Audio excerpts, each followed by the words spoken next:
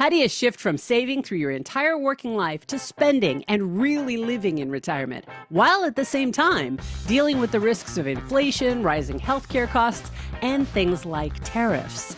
Jamie Hopkins is a certified financial planner, an attorney, and best-selling author of Find Your Freedom and Rewirement, Rewiring the Way You Think About Retirement.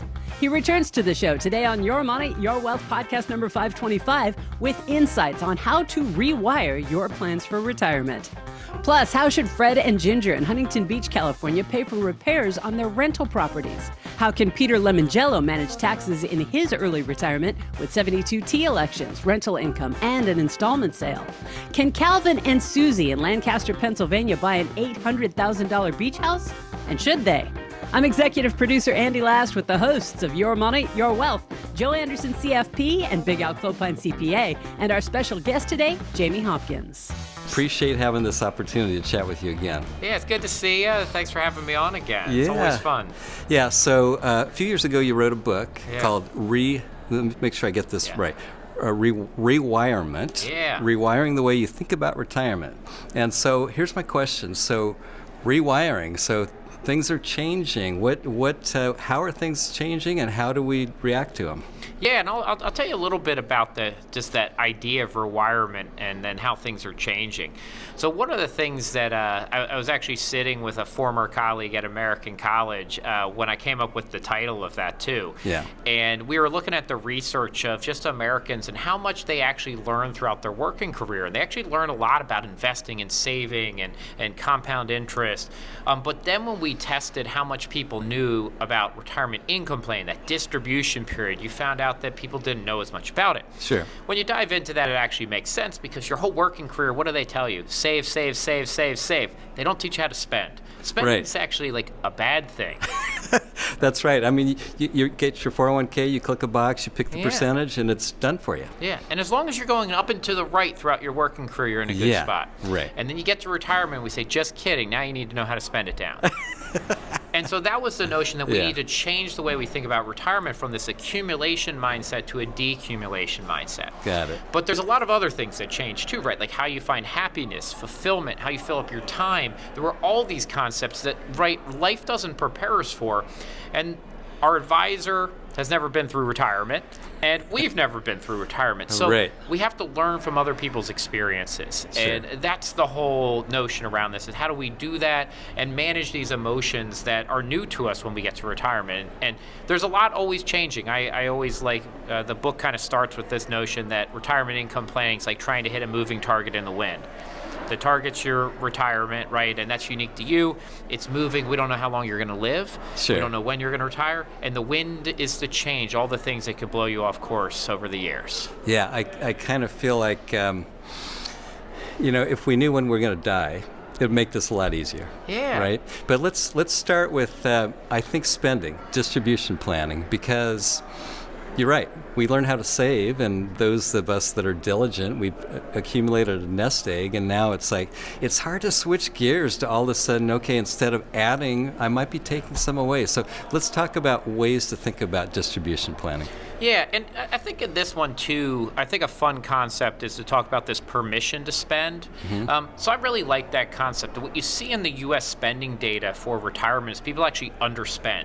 Yeah. We actually don't overspend. You always hear like retirement crisis, stuff like this. But if you look at Americans, we're very resilient, and we manage actually tighter than you would think, so we don't run out of money. Right. But we hold it all. And so people actually end up dying with big sums of money, never spent. And sometimes you hear the news and it sounds like a good thing. I just saw one, it was a janitor died with $7 million, no heirs, never spent any of it. And I was like, but that's actually a bad story. It's not a good story, right? Yeah, because he could have lived a much better, however he wanted to spend it, even if it was charity, right? Like, how'd you give back? So one of the things I had an interesting concept recently was actually continue to work part-time and then just spend that amount that you're earning part-time. Yeah. And it actually opens up this like test driving spending and retirement. It gives you permission to spend more money. So I think that's a nice concept. But however that is, whether it's budgeting, I had a friend, I don't think he's here, but he lives in Nashville. He heard me talk about this at a conference, and he's continued to work. He was ready to retire. He's continued to work for 6 or 7 more years. And I said, keep working and stop saving. go on vacations, buy cars. And so he's continued to work, and he stopped all of his retirement saving. Right. And he's in a much better spot, Sure. and it opened up that permission to spend. Yeah, I think that's such a hard thing to flip in a lot of people's brains, particularly if you're used to saving. Yeah. Well, because we were told for 30 years in our work, just keep saving, right? And if you save, you're going to be okay. Right. And we're not taught how to spend down, especially to look at an account and see it start to decline and that be a good thing, right? When our account declines, that's usually a bad thing, right? And so when you look at people, they mostly feel like overspending or buying something for themselves in retirement when their account comes down, that feels like loss, and it actually is painful. So what you see people try to do, right, is they try to spend the income that their portfolios generate and nothing more. Principal needs to be protected. Right. You hear that a lot. Yeah. So, okay, you had mentioned lifestyle considerations because, I mean, retirement planning, a lot of us think about dollars and cents, but the lifestyle components are probably equally important, if not more important. So how do you think about that? Yeah, I mean, look, retirement is just a continuation of our life. And we don't want this thing to take over to the point we're not enjoying ourselves, we're not living a happy life. I used to talk about this in some of my presentations too. If I gave you two scenarios, one of them is you could die the richest person in the world, but you were the most unhappy person in the world. Or you died completely broke at the end of your life, but you were the happiest person in the world. Yeah. Almost everyone, not everybody, but almost everybody would pick, I'd rather be the happiest person in the world. And I would too. Yeah. And that's lifestyle, right? So how are you designing your life? An interesting concept I wrote about in a later book called Find Your Freedom was about accidental communities. I think it's a really interesting thing, is that through most of our lives, we end up in what I called accidental communities. You go to college and your dorm room that you live in becomes your community. Honestly, you didn't pick them, right? Like it's whoever the school put on your floor. And, you know, sometimes that happens at work. Like your company gets acquired and you're around new people and they become your community. Your neighborhood changes over and your neighbors are now your new neighbors. A lot of our communities are not purposeful, but when you get to retirement, this amazing thing happens is you can essentially pick whatever community you want to be part of now, right? You can move. You're not at a job anymore, so you don't have to be friends with them anymore. Like you can go pick the hobbies you want. And so it's this notion that you can move from your accidental communities to purposeful communities. And you might have communities that are actually harmful for you. Maybe you like playing poker and you got really into gambling and you're spending a lot of money on it. Sure. Or you used to drink too much with people at the bar or the country club, and you can now reassess this and say, what communities do I want to be part of? Is your church, a local organization?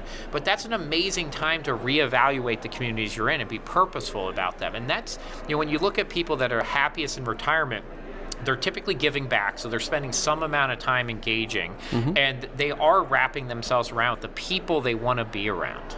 So let's dig into that just a little bit more, because there are people that are so focused on their careers that they retire and it's like, now what? Yeah. How do they even think about what's going to be purposeful for them? Yeah, and that's about finding meaning and purpose, right? Now, one of the things is you probably should try to figure that out before the day you retire. Good point. Yeah. That's really true. Yeah. Now, there's different ways you can do that. I think phased retirement is a fantastic concept.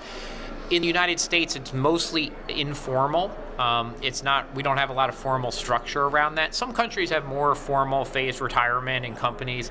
We're kind of like, you have a last day and that's it. You never talk to anyone again. Right. But you can often bring that up to companies and say, I want to phase to 2 days, 4 days. Right. You got to be willing usually to take a pay cut. Sure. But that can allow you to test drive other things. I do think it's helpful to write down like values. If you donate money to charities, actually go spend time with them. So in my organization, we have a charitable and foundation team that help charities and foundations. And then sometimes we get donors that come in and ask us like, hey, how do we work better with them? And one of the first things we always say is, well, do you ever spend time in that organization? They're like, no, we just donate money. Well, go spend time in the organizations you donate money. So if you donate to a No Kid Hungry or a soup kitchen, like go there, spend time with it, and see if you actually like it. So I think that's really important. And location is almost everything. So like, you should give yourself permission to move and be in an area around people you want to be with. you do see people happy they move away from family, but there's a good amount of data that shows too that a lot of people move once and then they do move back sometimes because they don't like going to a new area without their family around. So just, or friends, right? But be cognizant of that when you move to, like, are you going to engulf yourself in a new community, or test drive it out and see if you like it first? I think that's right. I think that's test drive. I mean, I can't tell you how many people that I know that they went on vacation, they had a great time, they bought a condo there, and it's like never went back or rarely went back. And I think you need to test drive it to see if this is really something you want to do. Now, in my case, I've been to Hawaii many, many times. I love it. Year after year after year, we bought a condo. Best decision I ever made. Yeah. We go all the time. But a lot of people, it's just the opposite. They think they remember that one experience, but they never test drove it. Yeah. You actually have the opposite. So one of my aunts, actually, my aunt and uncle bought a place in Hawaii and moved out there for a bit when they retired. But their kids, once they had grandkids, they actually hated it because they couldn't see them. So they actually ended up selling it and moving back to the East Coast. I can appreciate that. But they did love it. So they absolutely loved it. If they never had grandkids, they never would have moved back. They would have stayed there forever. But that attachment, they were like, well, we don't want to see them once a year. We want to be around them as they're growing up. So they relocated back to the East Coast. Right. So let's talk about retirement planning, because you can have the best plan, but there are risks. There are things that can go wrong. Yeah. What are some of those risks that people need to look out for, and how to solve for them? Yeah, I mean, the big ones today that are on people's minds, right? I can't have a conversation without talking about inflation. Right. And so inflation, oddly enough, while you're working, is it still a concern? Yes, it impacts millions of Americans. But your salary and the way that your business is typically compensated often adjusts pretty close for inflation. It's not always like ahead of inflation, so you might be trailing, but your job tends to adjust for it. So when you look at people in that sense, like, it's not as big of an impact while you're working. When you get to retirement, though, it is a permanent increase in the cost of goods for the entirety of the 30 years. And your retirement savings portfolio isn't necessarily adjusting for this, or your income sources. Sure. So that is a bigger deal. The other thing about high inflation is we really can't choose when there's going to be high inflation, right? So it's not one of those risks that we can go like mitigate ourselves. Right. So we can try to plan around it, but it is just a big challenge for retirees. The other challenge that's interesting about high inflation is you'd actually, as a retiree, hope that you get high inflation towards the end of your retirement, not at the beginning.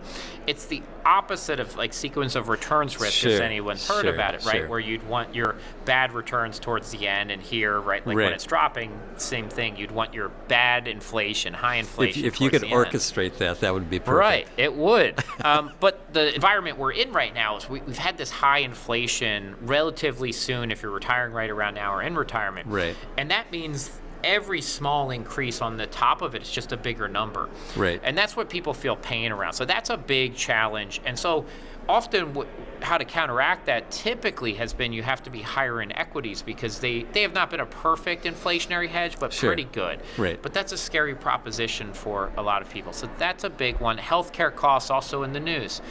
It's been in the news, going back to the mid-2000s, too. This is a 20-year conversation. Right. And that one is, how is Medicare going to, evolve over time? There's very little retiree health care coverage outside of that. Employers used to provide it. You go back to the 80s, a lot of companies provided. It's mostly gone at this point. Sure. So, what do you set aside for those additional costs? The interesting part about that space, if you dive into the true spending, almost all the additional costs are in it's where the gaps are around your prescription drugs. That's almost it. It's very interesting because people kind of talk about it like it's this whole bucket of health care. Yeah. If you actually look at the spending, most of it is driven just by higher prescription drug costs. Right. So that's a big challenge, and that's again something that's kind of like a macro level, or there are going to be caps on costs. but definitely something to pay attention to. And then the third one I always bring up is just public policy. So those are the three that are really, so like, are there changes to tax laws, positively or negatively for you? Tariffs are a big conversation. Again, that impacts the cost of goods often. Maybe not every cost of good, but some cost of goods will change, and that's pretty much expected and talked about at this point. And those have an impact on your plant. Even the availability of certain goods can be impacted by public policy. Right. So, okay, you brought it up, tariffs. Yeah. So a lot of people, we hear about it. Yeah. Not everyone knows exactly what that means and what could happen as a result of tariffs. How would you answer that? Yeah, so tariffs are always kind of in place, right? Like, there are tariffs almost on every country at different periods of time and on different goods, and they can range. So sometimes you use tariffs actually to increase supply from something you create inside of your country. So if you put tariffs on a cheaper good coming externally, it allows your country to kind of sell that good maybe more competitively. Kind of level the playing field. Yeah, level the playing field sometimes. And that's kind of a macroeconomic concept. Now, the part where we get in a lot of arguments out there in the media and academics around tariffs are really like, what's the long-term implication of tariffs on an economy, especially if they're more broad-based. So what you do see a lot of times is tariffs on food. You might have tariffs on milk from other countries because you don't want cheap milk coming in, because you want to make sure that you can produce food in your country at a competitive price. Sure. And if it gets flooded from external and everybody stops farming, then you get in a fight with somebody and they cut off all your food supply, you're in trouble. Right. So that's why countries will use it sometimes to kind of preserve economies inside, even though it might not be the most dollar sensitive. You just can't have a country that can't produce food, right? Yeah. Like, you have to be able to produce food for your people. Right. But the long-term implications of these are kind of complex. Most academics and researchers and historians will say there's some inflationary aspect of tariffs, right? Because they are artificially saying, hey, we want you to pay more for this item. Right. So whether it's good or bad for your country isn't always determined. They can be good, and they're used for good purposes. But that is a challenge. So it's a lot of that is negotiating with other countries and sometimes around particular products. Cars is another one that often have tariffs from other countries because you want to protect that manufacturing and those jobs inside of your country. But this one's not going away. I think that's the other thing, is it's a hot topic right now, but we've always had tariffs. We're going to continue to have tariffs. They're going to ebb and flow. We're going to negotiate with countries. They will go up, they will come down, and we're going to continue to pull that lever to really, drive different aspects and focus inside the country. But it is something to watch out for, and obviously people are worried about it or talking about it or happy about it, right? Like, you can fall on all sides of this right now. Sure. Given the current administration, we have the current tax law set to sunset, expire the end of this year, 2025. What's your feeling? Will it continue in full, in part, or what are your thoughts? So Tax Cut and Job Act, which was passed back in 2017, expected to expire most of the provisions. Not everything, but the personal ones are mostly expected to expire at the end of this year. The reality is we are very unlikely to just have this thing run its course and expire and go back to the pre-Tax Cut and Job Act rules. While that is the default legal standing right now, so you kind of have to say, hey, like, that is the pathway we're on, and 2026 should look different. It's just very unlikely. If you really dive into it, there's two reasons it's super unlikely. It's not the stuff that ends up in the press, but one of the provisions, it was called 199 and then a capital A. So, like, tax people say 199 cap A. And what it really is a capital A, and that's how we refer to this. Yes. That was a provision that is temporary and does go away at the end of this year, that brought the small business tax deduction down to be more equivalent to the corporate tax rates at C corporations. That one goes away. That was one of the big drivers and the most complex single provision of the entire bill. But nobody wants to see small business owners, which is the majority of American businesses, lose that deduction and not have anything else happen. Like, that's an outcome that really, I'd say, no party is really in favor of. Just seeing C corporations with a big cut and most of American businesses without it, nobody really wants that. So that's one where you're kind of like, it's unlikely to just expire because both sides could get on board with that. The other thing is, Tax Cut and Job Act and Affordable Care Act were passed via something called reconciliation. most likely we'll end up in the same boat. This will be a reconciliation bill, and the House and Senate and President will sign off on a new tax bill to extend some of the cuts, maybe further some. Sure.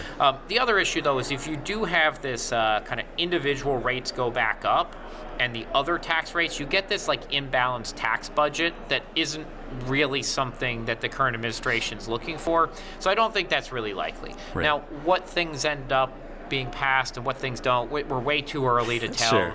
There are some inklings of bills, but they have not been flushed out enough to say, hey, these are the ones that are going to go. And if for those of you who remember back in Tax Cut and Job Act, the bill that got passed literally had provisions handwritten, right, in the margins of the printed document that ended up as law. Right. So, look, like, we're not there yet, right? So just in all fairness, right. This could take to the end of the year. We might be looking at December before we actually see it. It could happen faster. Right. There are things being proposed, but it would not shock me that this takes some time to really get to. Yeah, that makes sense.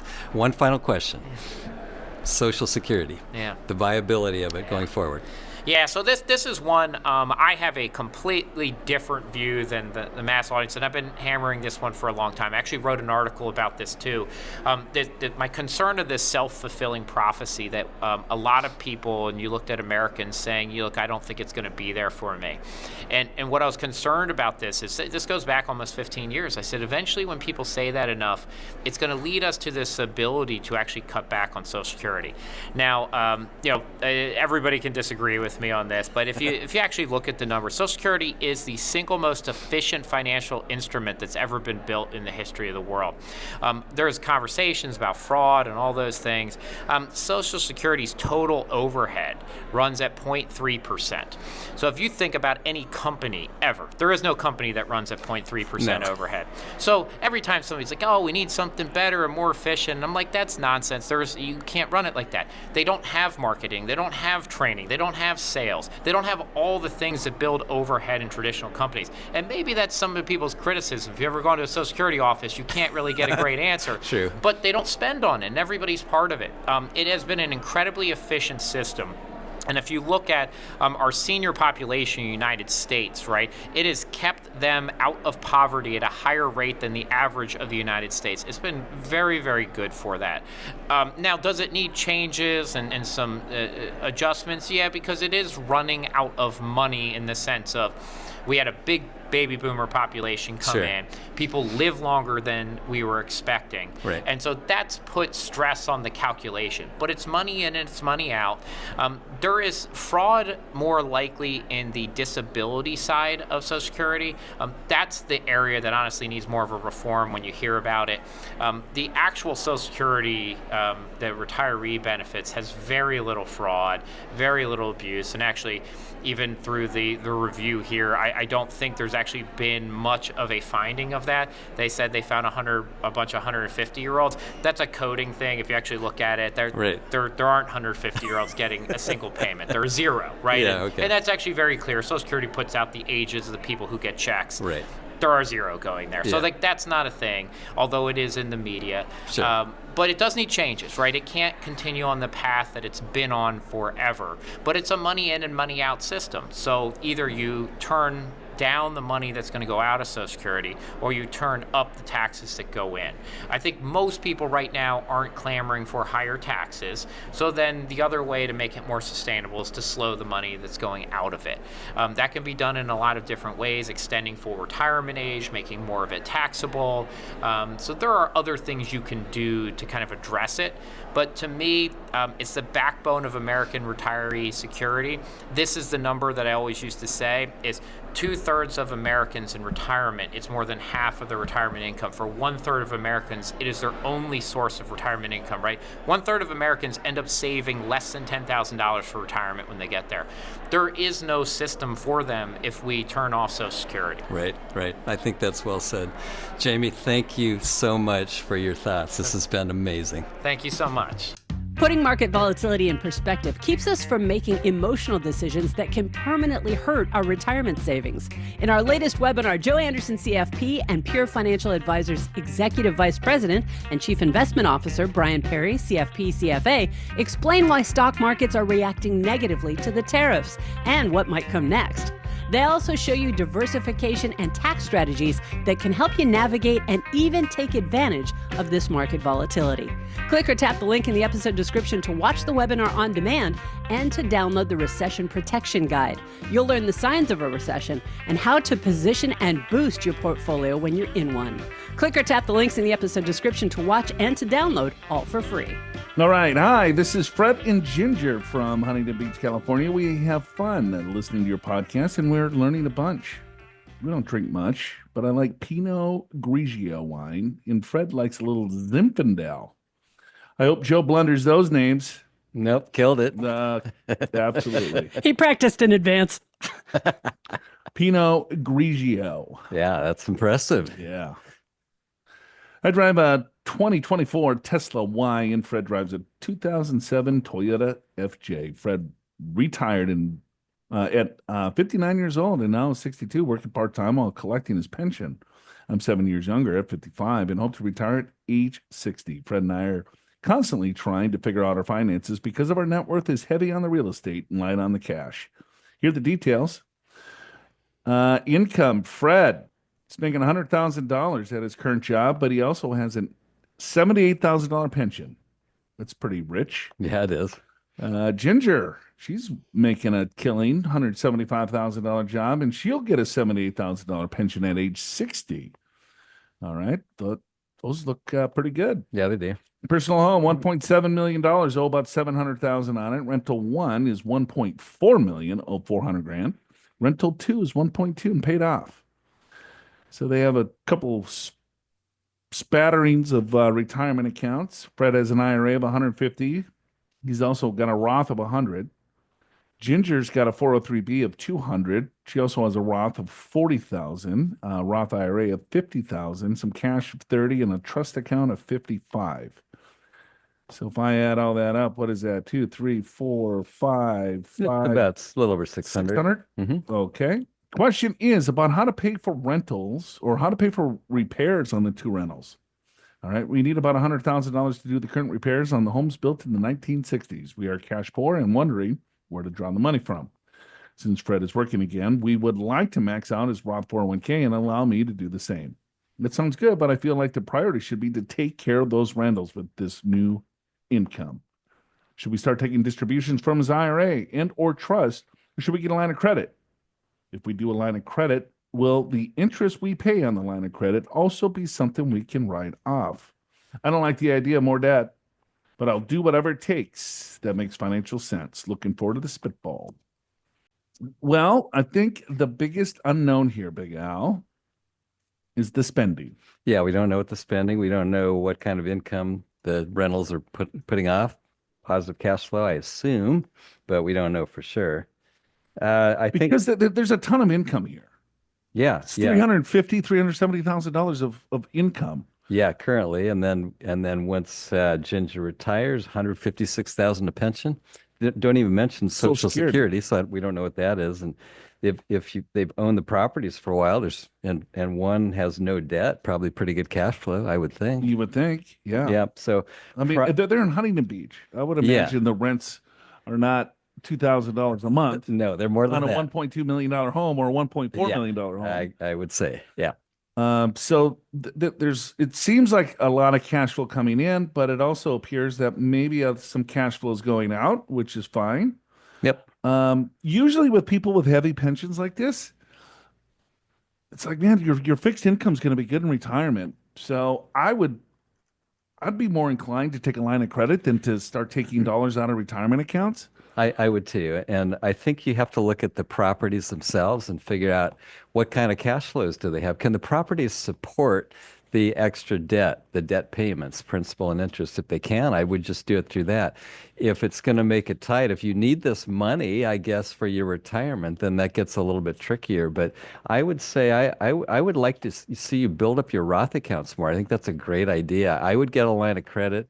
Maybe there's a little extra cash flow with the pensions to pay this off quicker. Right. Right. But yeah, I think you continue with the Roth, get a line of credit, and then depending upon if the properties can support them, then great, you're fine. If it makes them more difficult, then just try to get that thing paid off more quickly. Right. I mean, let's say you take $100,000 out.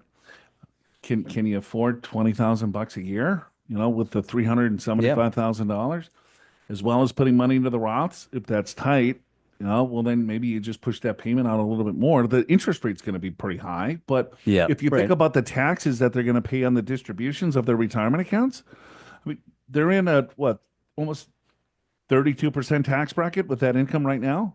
Yeah, with the income now, it'll be lower with just the pensions. But again, we don't know about Social Security. They're going to work for another 5 years. They want to put these rentals $100,000 today. Yeah. So they're saying, hey, should we take a distribution from an IRA to pay this out for the trust account? Right. Well, you pull money out of Fred's IRA of $150,000, you pull $100,000 out, it's going to cost you $150,000. Yeah, or $130,000. Yeah, right. Well, I think they were saying maybe stopping their current contributions, but I wouldn't do that. I think you want to keep going with those. Get a line of credit, get that thing paid off maybe more quickly than you might otherwise. But yeah, that's what I think I would do. But we are missing some key facts here. Yeah, I'd like to know what are the rental properties, how they're performing cash flow wise. Can they handle the extra debt?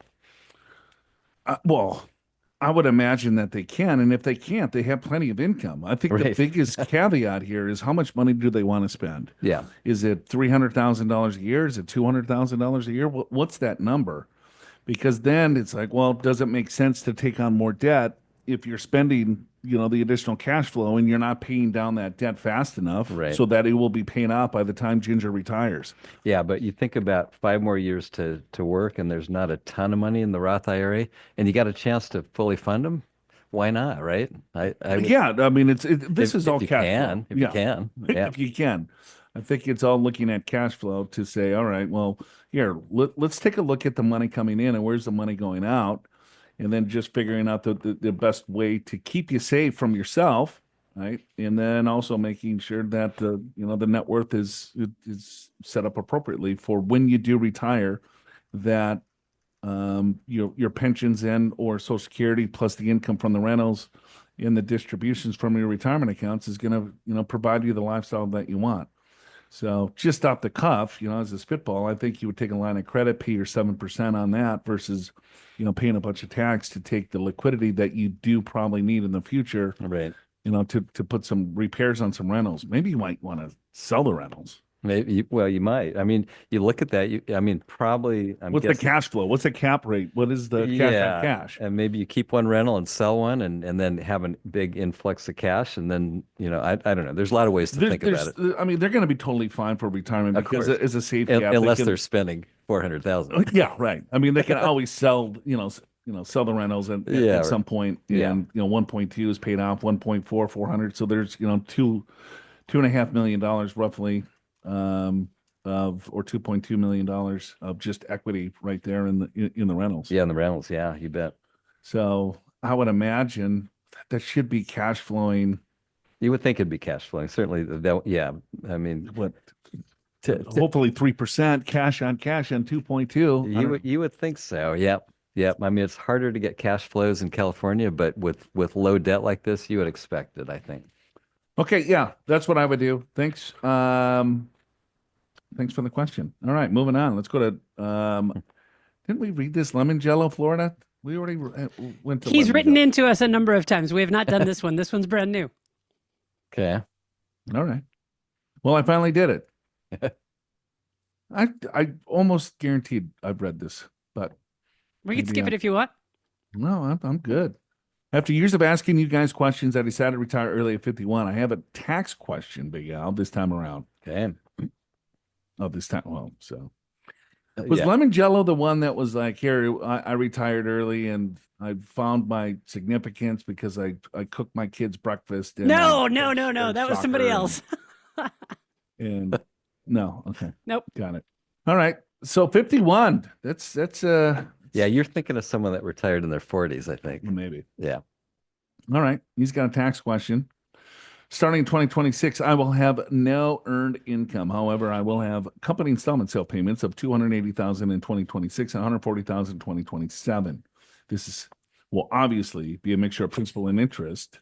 And the amortization ends in 2027. I also have short-term Airbnb rental income coming in each year. However, this is a new acquisition and it's quite possible the income will not exceed the mortgage interest paid. That isn't a major concern as I live there in 4 or 5 years anyway. Once 2028 comes, I'll have no more installment payments, so I'll have some installment interest income and I still have some rental income. Again, maybe no profit after the mortgage. My question revolves around how these income streams affect the standard deduction in tax brackets in general. I have the luxury of having built up some significant retirement, but may have left myself a little short-sighted on getting to 59 and a half. I was thinking of setting up a 72T tax election. I'm trying to decide whether to start that in 2026 or 2028 when the installment sale is over. I understand the 72T rules. It would move that I need and would move what I need into a separate IRA in order to pull out the predetermined amount that fits my strategy.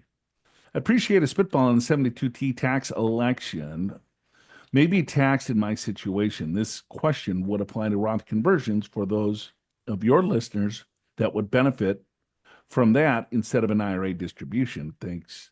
As always, I have to run. My house is on fire. Okay. All right. Your loyal listener, Pete from Lemonjello. His house is on fire. Yeah. Is there fires in Florida? I'm hoping that's a euphemism. I'm not sure. All right.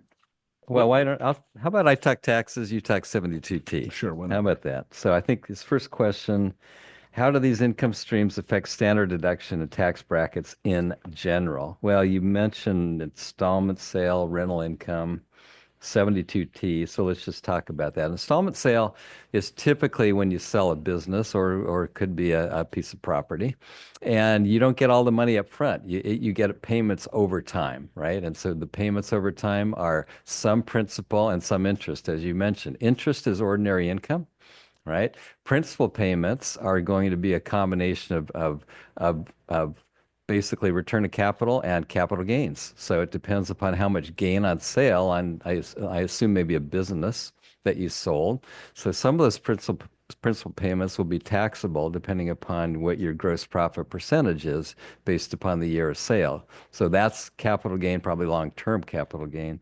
When it comes So if you break that down even further, so it's the installment sale is going to be taxed in 3 ways. Because you're going to charge if you're getting an installment sale, there's interest involved because of your the payments are pushed out over a time period, right? So 5-10 years or whatever. You sell your business for $500,000 and you get $100,000 up front. So in other words, you have to pay taxes on that right away. But then you have a note or loan. Yeah, you're carrying a note for the $400,000 with the buyer, and the buyer pays you over time. In this case, some in 2026, some in 2027. And those payments will be part interest on the note and part principal, but the principal part will be part capital gains and part return of capital. Well, the basis would be the original basis of what the business is or whatever that he sold. And then the capital gain would be the gain on the business. So for instance, in your example, let's say you sell the business for $500,000, the business's actual cost basis is $100,000. Yeah. $100,000 is return of principal. $400,000 is going to be capital gains. Yeah. But over that period of time where they're paying interest, there's going to be an interest payment on top of that would be taxed at at ordinary income. Yeah. So let's say you get $200,000 of principal, and in your example, 80% of that is taxable, and you'll pay tax on that 80% of the $200,000. So $160,000 would be subject to capital gains. $40,000 would be return of capital. So that's how you think about installment sales. Moving on to rental income. Rental income, yes, there's rental income, there's rental to deductions, right? And then you can create a loss of up to $25,000. In other words, if your expenses are greater than your income, including depreciation, as long as your income is below $100,000, which doesn't look like it will be for 2026 or Zero earned 2027. income. Yeah, so yes, you can deduct the mortgage, but you can't create a loss. It carries over. It's a passive loss carryover. And 72T election, you probably already know that's just ordinary income. That's money coming out of your IRA. When it comes out, you got to pay taxes on it. Yeah, and so I like always thinking about it. What a 72T tax election is, it allows individuals to pull money out of a retirement account prior to 59 and a half without a 10% penalty. If you retire from your employer at age 55, there's an exemption there too, that if you keep it in the 401k plan and you separate from service at 55, there is no 10% penalty. So the way around it, the 10% early withdrawal penalty, if you retire in Peter's case at 51, is that, all right, well, the installment sale is going to cover me for a couple of years. Maybe the rental income is going to cover me for a couple of years, but hey, I'm 53, 54. I still need income here for the next 5, 6, 7 years. So he could take money out of the retirement account, but it's pretty strict on how he takes the money out. So there's 3 different ways to do it. The 72T tax election, another term for it, is a separate equal periodic payment. And so all that means is that you have to take the same amount of money out of the retirement account each year for 5 years or until you turn 59 and a half, whichever's longer. So if he takes it out 57, let's say, right, he's going to have to go past 59 and a half with that payment. So you probably want to take it at 55. So then you could take that separate equal periodic payment until you turn 60. Or if you take it before that, you're going to have to pull it out for more than 5 years. But it's the same payment. There's 3 different ways to calculate the payment. So you just want to find out what payment is going to, you just back in the number and to say, well, what's my living expenses? How much money do I actually need to pull from the overall retirement accounts? You could set up a separate IRA and then do the 72T on that IRA, and then you get those separate equal periodic payments, and you avoid the 10% penalty. But yes, everything that comes out of there is ordinary income, unless you have basis in the overall IRA. Hopefully you don't.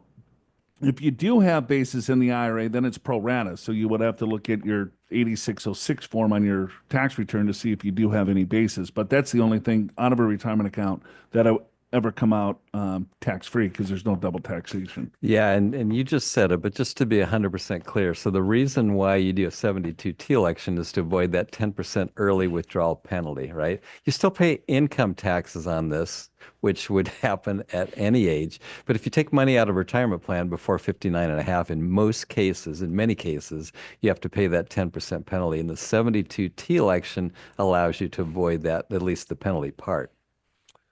Yeah, so he's got a lot of moving parts here.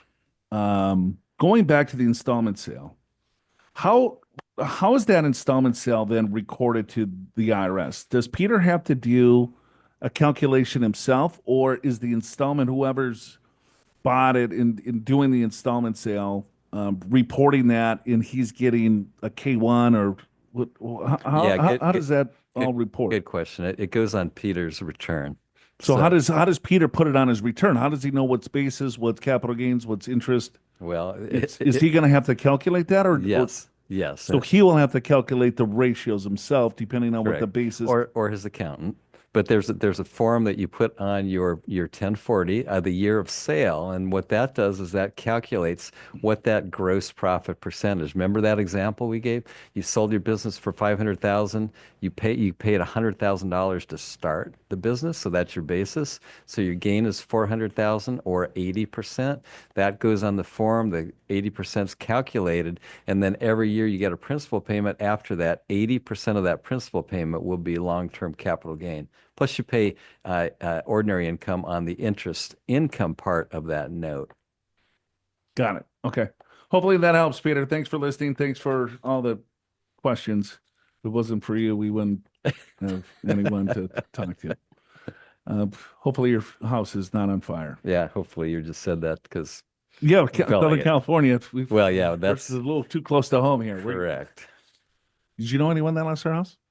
I knew someone from our church. Their their son lost their home, but I didn't know them. And I know someone fairly well that didn't lose their home, but 13 out of the 19 homes burned down. And so that's almost, not quite, almost as bad. They can't go back to their home still. Sure. Yeah.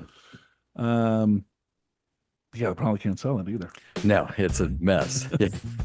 Home equity may be the biggest asset you own. Many people prefer not to include their home as part of their cash flow plan in retirement, but we're living longer and retirement is getting more expensive. From various mortgage options, including HELOCs and reverse mortgages, to the 7 benefits of downsizing and some creative alternatives, Joe and Big Al discuss how your home can create retirement income this week on YMYW TV.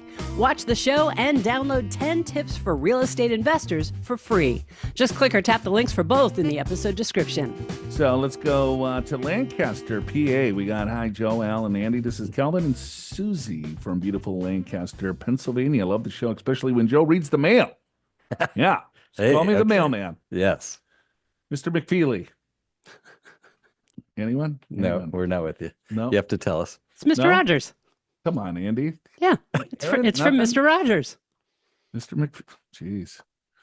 All right. Can you guys hear me? Yeah, we can. Okay. Yeah. Yes. Al's just not listening. Neither are you, apparently. I said Mr. Rogers. I'm listening. We are both 63 and plan on retiring in December 2026. I'll be 65. We are hazy IPA drinkers.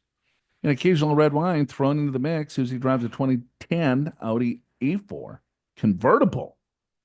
And I have a company vehicle until I retire. Primary question is, you have a convertible in Pennsylvania. It gets a little chilly. You probably only get to drive it. Remember your convertible? Yeah. You went through that midlife crisis? Yeah. It was really fun. Yeah, you had to get that. Mustang, red Mustang convertible? Red convertible. I had really enjoyed that for years until I realized, it's too cold in the winter. And I think I told you one time I drove it to Vegas in the summer. And I thought, this is awesome. I'm going to have the top down in Vegas. You fried yourself. Oh, it was, I almost had heat exhaustion, heat stroke. So I had to put it up and put on the air conditioner. Anyway, there are some drawbacks, but it's great for your midlife crisis. I'm still waiting for you. Oh, it's coming. Oh boy. All right. We got the primary question. Can we and should we buy a beach house? Yeah. Well, look at you. You got the convertible already. You got to get the beach house. I would think so. It goes with the car. Yeah. All right. Our finances. We have $2.6 million in tax deferred accounts plus $627,000 in Roth IRAs. We have a pension worth $11,000 per year. We do not have a COLA. We have about $650,000 in our beach house fund. In $60,000 in emergency fund. We have a paid for primary house worth $425,000, which we plan to keep for at least 5 more years. We have no debt and currently make $275,000 combined over the next couple of years. My Social Security is $3,800 or $3,800 a month. At 67, 4,700 at 70. Susie's is 2,300 and 3,000. Our spending plan for retirement is $120,000, but that will increase to 140 to cover the second property. The plan was to cash flow ages 65 to 67 or 70 and use our cash to do Roth conversion. Susie has other plans, which means beach house, which Susie drives a convertiable, right? Of course she does. Yeah, she needs the beach house to park the car in front of her. Okay. A beach house purchase would take all of our cash and possibly more. Okay. I'm anti-mortgage, and I may win that battle. My question, is an $800,000 beach house purchase a wise decision based on the information provided? Okay. I've listened for a long time and a fan of the Roth conversion says a Roth conversion opportunity trumped that beach house desire. Okay, Calvin, does a Roth conversion trump a beach house? I mean, what is the beach house a pile of? No, an 804. Let's see. First off, let's see if they can afford it. Well, they got $650,000 in a fund already set aside for it, and he's anti-mortgage. Yeah. Come on, you got to spend a couple. couple dollars to get your lifestyle. Right. Well, I guess counting the beach house fund, Joe, they've got about almost $4 million of liquid assets. So 2.5 in deferred accounts, 650 roughly in Roth. Yeah. So that's 3. And then 650 in the beach house fund, Yeah. and then more for emergency. So almost 4 million. And plus the pension plus Social Security will be between 84,000 and 103,000, depending upon if they take it at 67 or 70. What did you say? Between 84,000 and 103, because they have she's got $3,800 a month and 23. Yeah, 23, cool. 12 months of that, plus she's got an $11,000 per year pension. That's in that second paragraph. Yep. So that's 60 plus. Yeah. All right. So let's call it $90,000. They want to spend 120. Yeah. Or maybe even 140, but they got 4 million. Seems like they can afford it. $60,000. You put that into, so that would be the shortfall roughly? Yeah. At 140? Yep. So if I go 60,000, and let's just use the retirement accounts, 2.6. Yeah. Okay. Fair enough. Right. Because it's 2.3. 2.3% looks good. Yeah. They can afford it. Yeah, for sure. They would you put a mortgage on this bad boy? Well, I want to go back to the question. Is the $800,000 beach house purchase a wise decision? Well, define wise decision to me. Financially, maybe not. In terms of happiness, keeping your spouse happy, having a good time in retirement, I think it could be a really wise decision. I don't think they're going to spend all of their liquid assets. They need $50,000. That's a 2.5% burn rate. They're going to be 65 years old. I know, but that money's going to last. It's going to continue to grow, and it's going to be in a deferred account. I guess $800,000 beach house it's probably going to keep its value or maybe increase a little bit. I don't know what beach that they're buying. Right. What's the goal? Is there legacy goals? Right. Does this want to go to kids, grandkids? Are you going to have family get-togethers there? Is this going to be a legacy move? They have enough. They can afford it. Yes. Is it wise? I think there's a lot more positives than negatives. Yeah. Well, that's what I'm saying. And I think a lot of times when people have saved as well as they have, Joe, I mean, it's impossible for them to spend. Right. And they want to make every decision based upon, is this the wisest decision, or should I do a Roth conversion? Well, So Roth conversion financially is like, if you're talking textbook financial planning, sure, right? But I don't know. Are you going to be happy looking at your Charles Schwab Roth IRA balance, or the beach house? Or are you going to be happy, having a little? What's he having for a little cocktail here? Hazy. Yeah, come on. You're just going to have a cooler. You're going to have a cooler of hazy IPAs, and then red wine when it's cooler weather. Yeah. You go for the beach house. I don't know. I'd buy the beach. But Susie's got to park that convertible. She's got to park it somewhere. Yeah. Unless you got a 3-car garage. Yeah, I don't know. I think, Andy, do you have an opinion on this? I can see the value of both. Is there a reason not to do the beach house, but also do some Roth conversion? I think that's even possible as well. Yeah, I think so too. And I personally, I wouldn't be opposed to having $150,000 mortgage on a beach house that I want. I mean, they got the money and the cash flow to pay it off. Yeah. Or let's say $150,000. Well, he says no mortgage. Okay. Well, I get it. Hear me out. I understand. All right. 30-year fixed. Even at 7%, your payment's $12,000 a year. Mm-hmm. Yeah, it seems doable with their cash flow. It seems doable. And then if you want to pay it off in 5 years, you probably can. Right? Yeah, exactly. So let's see. I don't know, Calvin. I think you could do the conversions. I think you could potentially get the beach house. I know you're a no mortgage kind of guy, but I think I would think about the cash flow. I mean, just financially speaking, does it make sense? I don't know. If it doesn't hurt, just push that thing out. Right. 65 years old, you can have the beach. I'm in favor for it. Yeah. Okay. That's where I stand. I'm with you. All right. You're welcome, Susie. Thank you so much for all of your questions. It's true, this show literally wouldn't be a show without you. But here's the thing. 16% of our listeners in Apple Podcasts aren't following the show in Apple Podcasts. And on YouTube, 49% of people who watch this podcast haven't subscribed to our YouTube channel. And when you follow and subscribe and like and comment, all of those engagements tell Apple and YouTube and all the other apps that our content is of value to you, which means that they'll show it to more people, which means that we can help more people with their finances. So I've got a favor to ask. Wherever you watch or listen to the Your Money, Your Wealth podcast, please click the subscribe or follow button and tell your friends and colleagues to do it too. It really makes a difference, and we really appreciate your help. Your Money, Your Wealth is presented by Pure Financial Advisors. Get a free financial assessment from the experienced professionals on Joe and Big Al's team at Pure and unlock peace of mind. They'll analyze your entire financial picture and help you craft a personalized plan for the retirement you deserve.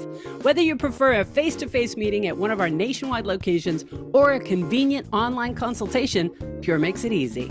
Click or tap the free assessment link in the episode description or call 888-994-6257 to schedule yours.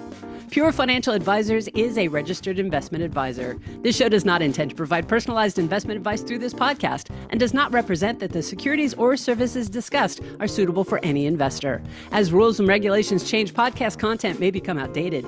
Investors are advised not to rely on any information contained in the podcast in the process of making a full and informed investment decision.